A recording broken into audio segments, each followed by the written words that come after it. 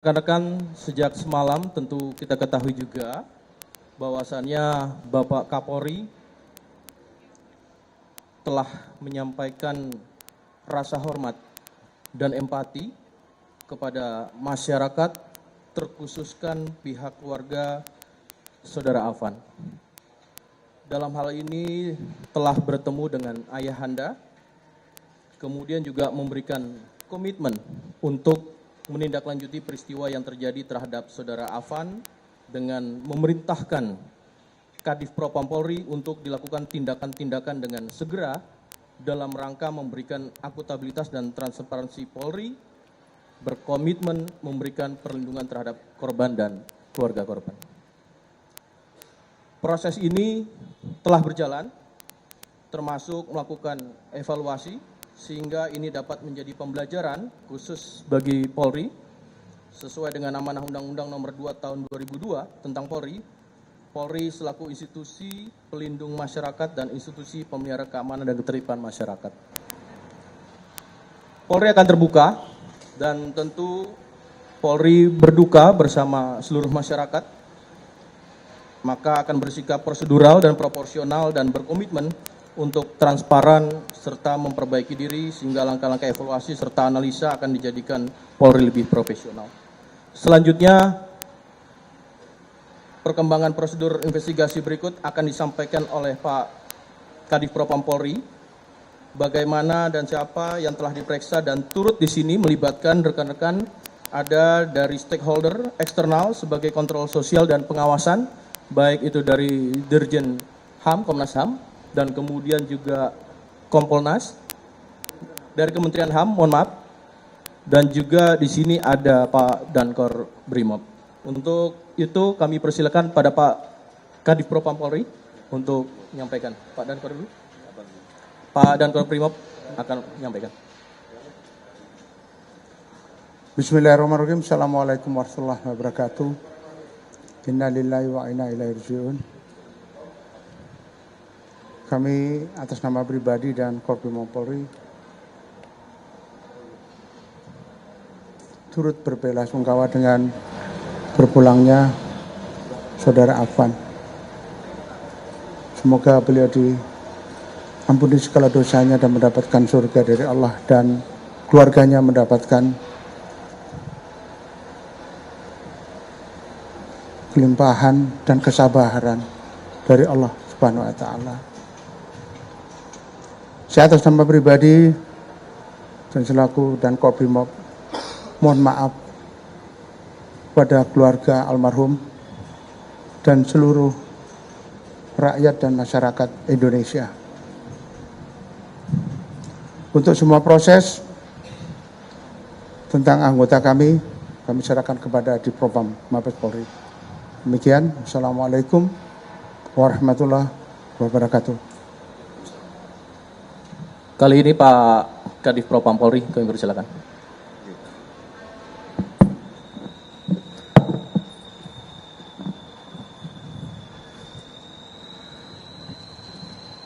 Assalamualaikum warahmatullahi wabarakatuh.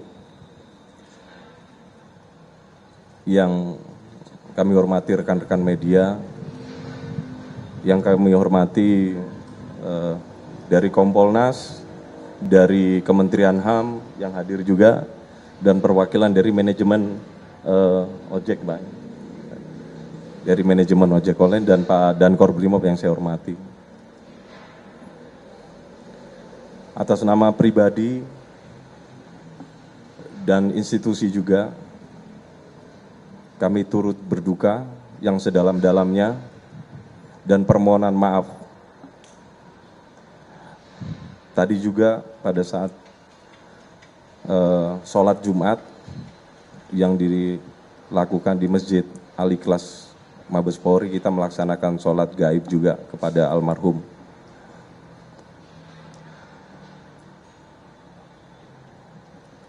Saya selaku Kadif Propam Polri tetap berkomitmen dan menjaga integritas dari organisasi saya yang saya pimpin ini. Dan saya akan menegakkan hukum seadil-adilnya sesuai dengan aturan dan mekanisme yang berlaku di lingkungan Polri. Sudah jelas perintah Bapak Presiden, sudah jelas perintah Bapak Kapolri yang untuk menuntut, memeriksa, dan mengusut tuntas seluruh pihak-pihak yang terkait. Saya selaku di Propam Polri tetap senantiasa bekerja secara transparan dengan melibatkan pihak eksternal, mulai dari tadi malam pendampingan dari Kompolnas sudah kami libatkan sampai dengan hari ini, rekan-rekan dari Komnas HAM juga kami juga fasilitasi dan libatkan dalam rangka proses penanganannya, yang nantinya akan dijelaskan bagaimana mekanisme termasuk penanganan yang sudah kita lakukan. Dan selanjutnya kami pastikan bahwa 7 orang terduga sudah diamankan di Divpropam Mabes Polri. Kami tekankan kembali, 7 orang terduga pelanggar sudah kami amankan di Divpropam Polri. Dan saat ini masih dalam proses pemeriksaan dan pendalaman. Adapun hasil yang sementara yang sudah kami lakukan, tadi siang hari kami sudah lakukan gelar perkara yang melibatkan Itwasum Polri, Divkum Polri, dan SDM Polri, Kabid Propam Korbrimob Polri, ya, untuk gelar awal dalam rangka proses pemeriksaan. Jadi setiap penanganan perkara ini kita selalu melakukan gelar awal untuk menentukan konstruksinya dan arah pemeriksaannya. Adapun dari gelar awal ini kita sudah sepakati dan hasil rekomendasi secara menyeluruh, dan kami juga sudah sampaikan kepada Kompolnas dan Komnas HAM bahwa terhadap 7 orang terduga pelanggar kami tetapkan, dipastikan bahwa terduga pelanggar telah terbukti pelanggar kode etik profesi kepolisian. Jadi 7 orang terduga pelanggar ini telah terbukti, ya, telah melanggar kode etik profesi kepolisian. Oleh karena itu, kami menyikapi rekomendasi berikutnya, yaitu mulai hari ini kami lakukan penempatan khusus atau patsus di Divpropam Polri selama 20 hari terhadap 7 orang terduga pelanggar. Saya ulangi, dari dasar fakta yang sudah temukan sementara, kami lakukan penempatan khusus di Divpropam Polri selama 20 hari terhitung 29 Agustus sampai dengan 17 September. Apabila 20 hari ini dirasakan kurang, ini masih bisa kita lakukan kembali untuk penempatan khusus.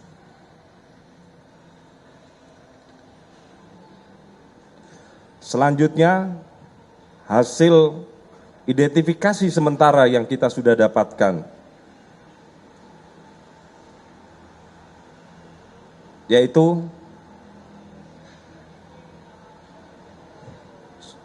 ditemukan 2 orang, ya, yang duduk di depan termasuk pengemudi kendaraan tersebut, dan 5 orang lainnya dalam posisi duduk di belakang. Adapun pengemudi yang mengemudi kendaraan tersebut, yaitu Brib KR, sedangkan yang duduk di sebelah pengemudi, yaitu Kompol C. Sedangkan yang duduk di belakang adalah 5 orang, yaitu Aibda R, Bribtu D, Bribda M, Baraka J, dan Baraka Y. Ini hasil sementara yang kita sudah dapatkan, yang sudah terkonfirmasi dan kita sudah pastikan. Sedangkan untuk substansi ataupun masalah lainnya, ini masih dalam tahap pemeriksaan dan klarifikasi. Klarifikasi ini tentunya kita akan memintain keterangan, bukan hanya dari terduga saja, tapi saksi-saksi ataupun fakta-fakta orang-orang yang mengetahui kejadian tersebut. Demikian dari saya, selaku Kadipropam Polri, menyampaikan informasi ini, dan kami mohon kepada seluruh masyarakat untuk memberikan kepercayaan kepada kami dalam rangka penegakan kode etik yang berlaku di lingkungan Polri ini. Sekian, terima kasih. Wabillahi taufiq wal hidayah. Wassalamualaikum warahmatullahi wabarakatuh. Terima kasih Pak Kadif Propam Polri. Selanjutnya rekan-rekan, tadi secara eksternal ada dari Kementerian HAM dan Kompolnas. Juga kami tadi menyampaikan dari internal ada Pak Wairwasum langsung di sini. Saat ini kami persilakan kepada Kompolnas untuk menyampaikan terkait dengan temuan kegiatan hari ini. Ya, Assalamualaikum warahmatullahi taala wabarakatuh. Terima kasih rekan-rekan media. Untuk yang sekian kalinya kami ucapkan bela sungkawa yang mendalam terhadap keluarga korban. Tadi pagi, dini hari kami juga menyampaikan bela sungkawa langsung kepada orang tua, kepada lingkungan di sana RT RW, karena kebetulan kami juga ke rumah sakit RSCM. Itu yang pertama. Nah, yang kedua, dalam pertemuan semalam atau tadi pagi dengan keluarga, salah satu yang disampaikan langsung kepada Kompolnas, dan kebetulan juga ada Pak Kapolri, Pak Kadif Propam, Pak Kapolda, adalah permintaan keadilan dengan proses yang transparan. Nah, hari ini langkah itu sudah mulai terwujud. Yang pertama adalah kami melihat langsung bagaimana proses pemeriksaan, ya, responnya juga cepat. Jadi permintaan dari keluarga atas proses yang cepat juga dijawab hari ini dengan satu petugas yang ada di mobil rantis tersebut sekarang sudah diperiksa. Nah, itu petugas-petugasnya. Ya, tadi kami juga sempat melihat sebentar proses pemeriksaan. Yang kedua, seperti tadi kita dengar bersama-sama, hasil rekomendasi dari gelar internal kepolisian, ada proses patsus 20 hari. Sebenarnya patsus itu untuk memastikan bagaimana pendalaman dari peristiwa, investigasi dan sebagainya, biar lebih komprehensif, lebih efektif, makanya di patsus. Bahasa paling gampang itu kalau di patsus itu bahasanya adalah ditahan atau diamankan di Mabes Polri, di lingkungan Propam, untuk mempermudah bagaimana peristiwa itu berlangsung. Tadi juga sempat dialog sama Pak Kadif Propam, ya, salah satu yang paling penting adalah juga mengajak masyarakat ketika memiliki informasi, ya, terkait peristiwa tersebut, monggo bisa datang langsung ke Propam, ya, memberikan informasi sehingga informasinya jauh lebih komprehensif, atau bisa melalui ke Kompolnas, atau juga nanti ke Kementerian HAM, atau tadi juga karena teman-teman ada teman-teman Komnas HAM yang juga sedang berproses di dalam, ya juga bisa melalui Komnas HAM. Nah, kalau ada kesaksian dan sebagainya, ada baiknya yang memang segera diberikan kepada kami agar prosesnya biar segera bisa berlanjut. Karena angka 20 hari itu ya angka maksimal. Semakin cepat semakin bagus. Karena itu kemarin yang juga menjadi komitmen bersama. Oleh karenanya mohon proses ini juga dibantu. Yang berikutnya yang nggak kalah penting adalah ya kami Kompolnas melihat prosesnya, apakah ada pelanggaran prosedur dan lain sebagainya. Tadi sudah diumumkan sendiri sama Pak Kadipropam. Yang berikutnya bagaimana penanganan kasus ini ya dengan melibatkan kami, dengan melibatkan instansi eksternal yang lain, itu menunjukkan soal transparansi dan akuntabilitasnya, dan kami mengajak semua pihak juga terlibat dalam akuntabilitas itu. Nah, salah satunya dengan metode kesaksian itu bisa diberikan melalui kami atau langsung kepada Propam. Yang terakhir yang nggak kalah penting adalah karena memang permintaan keluarga untuk memproses ini dengan keadilan, ya termasuk tadi pagi juga ketemu sama waktu di rumah sakit, ketemu sama rekan-rekan komunitas ojol langsung, juga minta supaya keadilannya ditegakkan dan sebagainya. Nah, sekarang ini sedang berproses.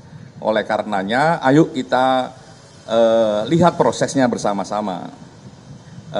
Kita awasi bersama-sama sehingga hasilnya akan maksimal. Oleh karenanya kita tunggu prosesnya, dan apabila Anda pendapat, ekspresi dan sebagainya mohon dilakukan dengan damai. Nah, terakhir kami sekali lagi menghimbau karena memang ada respon di banyak tempat ya.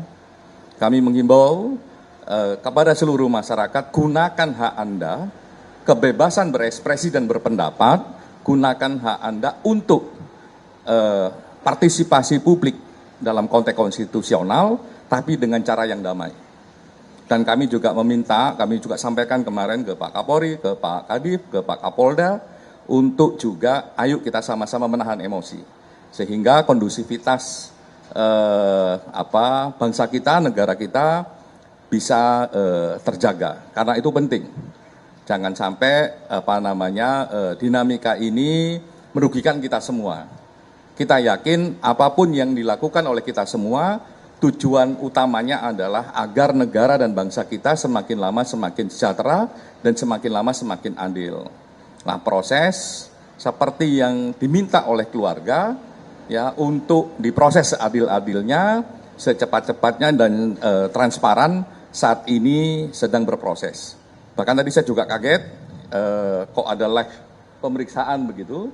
Nah, saya kira itu satu semangat untuk menunjukkan bahwa transparansi dan akuntabilitasnya bisa diakses. Oleh karenanya, percayakan pada mekanisme ini agar semuanya bisa berjalan dengan damai, ya, dengan maksimal hasilnya. Nah, itu kemarin titipan dari keluarga secara langsung kepada kami soal keadilan dan soal pemulihan itu yang sekarang lagi berproses. Dan kami terima kasih ke rekan-rekan kepolisian ya melibatkan kami dan kami bisa lihat langsung, ngecek langsung apa yang terjadi dalam proses pemeriksaan. Dan selanjutnya kami akan terus monitoring. Jadi pasca pemeriksaan nanti dilakukan apa, kami pasti akan cek dan kami akan sampaikan kepada publik. Terima kasih. Baik, rekan-rekan, satu lagi dari Kementerian HAM, silakan Pak Dirjen. Terima kasih. Assalamualaikum warahmatullahi wabarakatuh. Selamat sore, salam sejahtera buat kita semua. Yang saya hormati rekan-rekan media. Jadi pertama-tama tentu saja kita sangat berduka cita, sangat bela sungkawa atas kejadian ini. Ya, kita sangat bersimpati terhadap korban, keluarga korban. Nah, kami dari Kementerian HAM menaruh atensi terhadap peristiwa ini. Dari sisi pemerintah sudah jelas, pemerintah menghendaki, sudah menyampaikan secara gamblang, terbuka, agar ada penegakan hukum yang serius, ya, yang tegas atas peristiwa ini. Dan oleh karena itulah saya sebagai Direktur Jenderal Pelayanan Kepatuhan Hak Asasi Manusia di Kementerian HAM RI datang ke sini untuk mengetahui secara langsung bagaimana proses penegakan hukum yang berjalan di sini. Tadi kami secara bersama-sama, saya sebagai Dirjen PDK HAM, kemudian dari Komisioner Kompolnas, kemudian Wakil Ketua Eksternal dan juga Komisioner dari Komnas HAM sudah melihat langsung bagaimana pemeriksaan yang dilakukan oleh kepolisian, bahkan bisa disebut sangat transparan karena juga disiarkan secara live. Jadi kami tadi mengetahui itu. Jadi yang sekarang perlu kita pastikan adalah proses hukum ini berjalan, proses penegakan hukum, penegakan keadilan ini berjalan dengan sungguh-sungguh, betul-betul memperhatikan rasa keadilan masyarakat, sehingga masyarakat luas mengetahui bahwa peristiwa ini bukanlah peristiwa yang dapat dibenarkan, bukanlah peristiwa yang dikehendaki. Oleh karena itu perlu ada penegakan hukum, perlu ada penegakan keadilan. Dan polisi sedang bekerja untuk itu, dan marilah sama-sama kita berikan kesempatan kepada polisian untuk melakukan proses penegakan hukum ini, penegakan keadilan. Dan kita harap juga, karena tadi ada lembaga eksternal pengawas dari Komnas HAM, dari Kompolnas, bisa terus secara intensif untuk memastikan penegakan hukum, penegakan keadilan atas kasus ini berjalan yang betul-betul bisa mencerminkan rasa keadilan masyarakat. Saya kira itu, dan tentu saja kita menginginkan supaya suasana tenang, damai, terjaga dalam kehidupan berbangsa dan bernegara kita, karena kita juga harus menghormati ada banyak masyarakat yang menghendaki untuk hidup tenang damai di Republik Indonesia ini. Jadi saya kira kalau kita terbawa suasana yang semakin tidak terkendali, nanti itu harga kemanusiaannya justru sangat tinggi dan akan merugikan masyarakat luas sendiri. Saya kira itu, sekali lagi sama-sama mari kita kawal, kita awasi proses penegakan hukum yang ada di kepolisian. Kami juga dari Kementerian HAM tentu nanti ke depan akan terus mencermati bagaimana proses ini berlangsung. Saya kira itu, terima kasih. Wassalamualaikum warahmatullahi wabarakatuh. Terima kasih Bapak Dirjen. Rekan-rekan, demikianlah mudah-mudahan ini merupakan wujud nyata dari tindak lanjut dan dapat, harapannya tentu dapat memberikan rasa keadilan terkhususkan bagi keluarga saudara kita almarhum Saudara Afan. Dan tentu kita juga mengetahui hari ini kita masih diselimuti rasa duka khususnya kepada saudara kita almarhum Saudara Afan dan keluarga. Dan tadi juga kami sampaikan Bapak Kapolda Metro Jaya turut serta ke pemakaman keluarga dan berempati kita semua.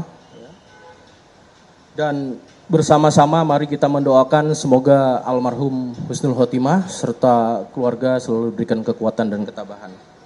Atas nama pimpinan sekali lagi Bapak Kapolri menyampaikan duka cita mendalam dan permohonan maaf pada seluruh masyarakat dan komunitas ojol dan khususnya kepada keluarga almarhum Saudara Afan.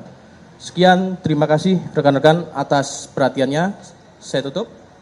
Assalamualaikum warahmatullahi wabarakatuh. Terima kasih.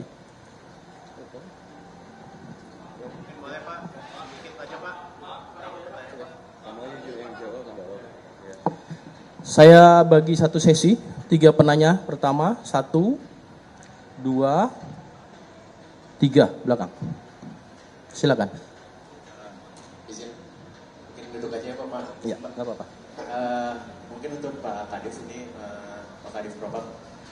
Saya Abid dari Kumparan Pak, mau nanya, ini kenapa belum jadi tersangka ya Pak? Apakah emang nggak diusut secara pidananya atau gimana? Dan juga mungkin kalau emang belum jadi tersangka, sekarang statusnya apa ya Pak? Berarti apakah terperiksa atau masih terduga atau gimana? Terus mungkin boleh dijelasin juga Pak, apakah mereka sudah menjelaskan secara kronologis kejadian pada saat itu? Apakah kenapa sih sampai akhirnya ngebut di tengah jalan yang penuh orang? Terus kalau dilihat dari video itu kan tampak sepertinya supir itu menyadari kalau ada yang terpeleset jatuh dan dia terjepit di ban depan mobil itu. Kenapa akhirnya memilih untuk tetap tancap gas gitu Pak?